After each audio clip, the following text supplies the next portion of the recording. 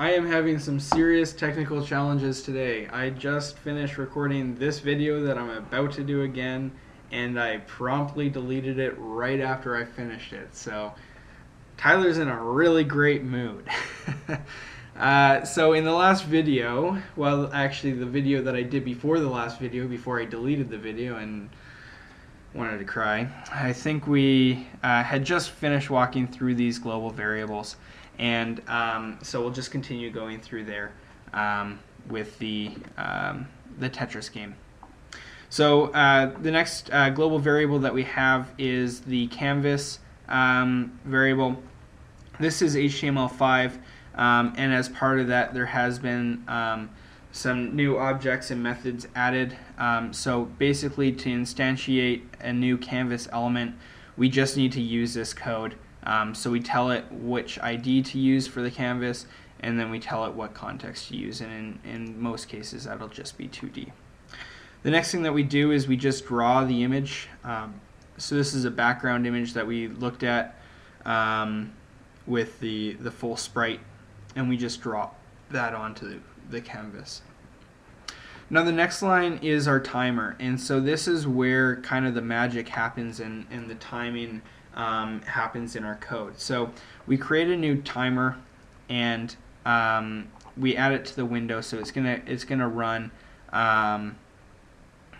every in this case speed is set to 500, so every 500 milliseconds.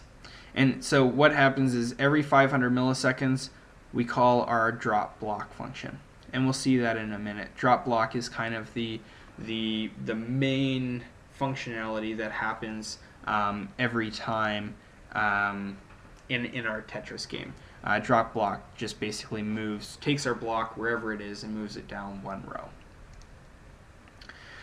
So this next block that we have here is window.keydown. So this is keydown is an event that gets thrown by the browser every time the user presses a key.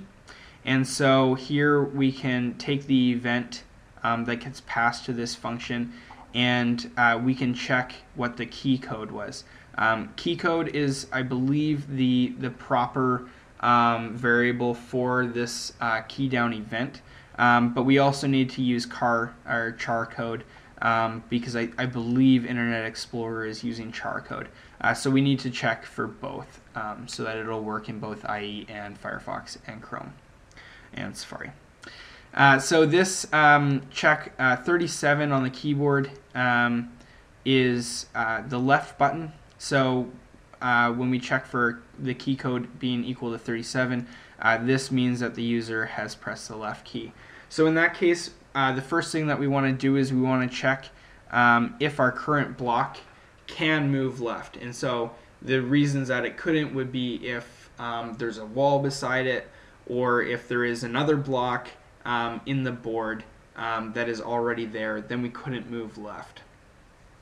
So I'll mention a couple things here that are important to have in mind. The first thing is current_block.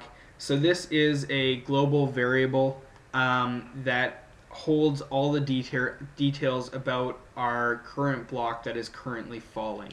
So it will have the properties from the blocks object that I had shown in data.js. It will also have things like that block's current column and row, so that we know where it is on the board. The other really important thing that we have here is we have our board object. And I showed the board object in data.js, and when I showed it in data.js, it was just equal to, I believe it was 0, 0, 0 for 10 across and 20 high. But that grid represents every space on our Tetris board. So if we look here, this block is in, this is one column and row in our board. This is a second, third, fourth, fifth, sixth, etc., except for it should actually be starting up here. So when there is nothing in here, this is set to 0. This in the board object would be equal to the value of this block, and this is equal to this block, etc. And this lets us know where we have shapes on our board. So that board variable is really important to knowing what's going on with our Tetris game. So when we move the block left, we just want to check that.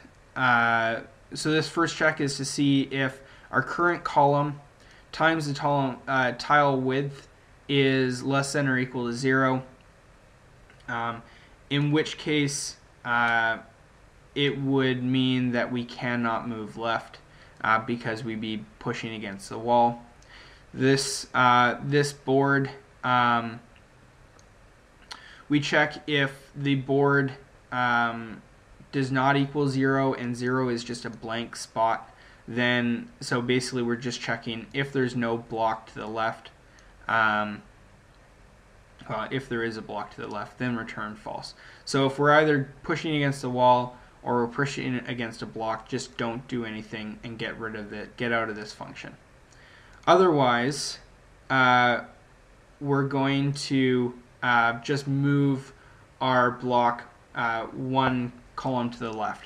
So one thing I'll talk about in a bit is I have this clean block function that gets called, and I pass in the current block column and the current block row. And what this is supposed to do is delete everything from the board that is right there, so that when we move a block to the left, it will erase it and then draw it again one column to the left. This didn't turn out to be a very good way of doing it, and we'll show in a bit that we get some artifacts left on the board, which isn't great. But here we can see this is where we actually change the column of the block, and we set the current underscore block dot column to -1.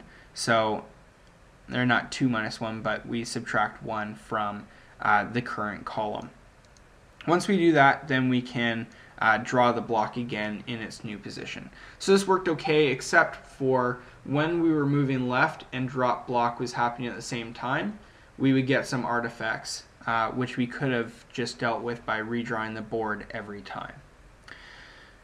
So the next one we have to deal with is when a user presses up, and all we do when they do that is we call rotate block, and that rotates our block in its spot. Right, so when the person clicks right, it's pretty much the exact same as moving it left. We just need to check on the other side. And so we clean it, we set the current column to +1, and then we draw it where it resides afterwards. And when the user presses down, we'll just call drop block, which drop block just moves our block down one row. So draw block will take the shape of our block from current block. So current block is a global, so wherever I set it in the entire script, current underscore block will always be the same in every single function. So we can get the shape of the current block, and we remember that that was an array that defined where there were blocks inside of our shape. And so we loop through that and we draw that block in the current place. And so this column and row is where we want to draw it, and it's going to start from the top left corner. So then we get to our drop block function, and this drop block function, like I said earlier, is kind of the main guts of our Tetris game, and this is what gets called right away to start the game. So once we've initialized the game, we call drop block to start actually playing it. So the first thing drop block does is it checks if we have a current block. If we don't have a current block, then we call this function get new block, and we'll walk through that in a bit, but that just sets current underscore block, and like I said, it was a global, so we can set it in that function and we have current underscore block. We get the call and row, so this is just to simplify the code, but call and row is equal to the current block's column and row. So if in the case of getting a new block, that may be the column will be its starting call for that individual block, so we saw that the square starts to the right more than a straight line, the 4 wide does. And row will be equal to 1, so or -1, so that the block starts above, it starts dropping into the screen one row at a time. So the first thing we do is we check if the block is able to move down. So we need to check that there is board available so that we're not at the bottom. We also check if there are any blocks directly below us already on there. And if there are, then we set can move to false. Otherwise, can move by default is set to true. Then we get to our functionality here. If we can move, then we do. And so basically all that this is doing is we clean where the block was and we draw the block where it will be by increasing it by 1. And we set current_block.row to +1. Otherwise, if we cannot move, then we check, and this is, I've commented this out because it wasn't working great, or maybe because I wanted to test better. But we check if the row is equal to 0. So if we can't move, and we can't move when we're above the game screen, then the game is done, and we clear the timer and we call end game, and that will alert that you lost. So that happens if the game is over, but if the game is not over and we still can't move this block, then we write the final spot for our block into the board object, and we check the lines. So this check lines function will just loop through all the rows in our board object, and if any of the rows have no zeros in them, so 0 again is an empty space, then it will delete that line and give us the points for clearing that line. Then we draw the board, and again, this is the beauty where we get rid of our artifacts, and I'll show that in a minute. And then we set current_block to null, so that when drop block gets called again, current block will be set to null and we'll get a new block. So our functions that we're using throughout that process is we have clean block. Again, this basically just erases where the block was. It didn't work particularly well, and I'll talk about that when we get to draw board. Or actually, I'll talk about that now. So because canvas.drawImage is so fast, there is very little gain to trying to minimize where we're drawing on the board.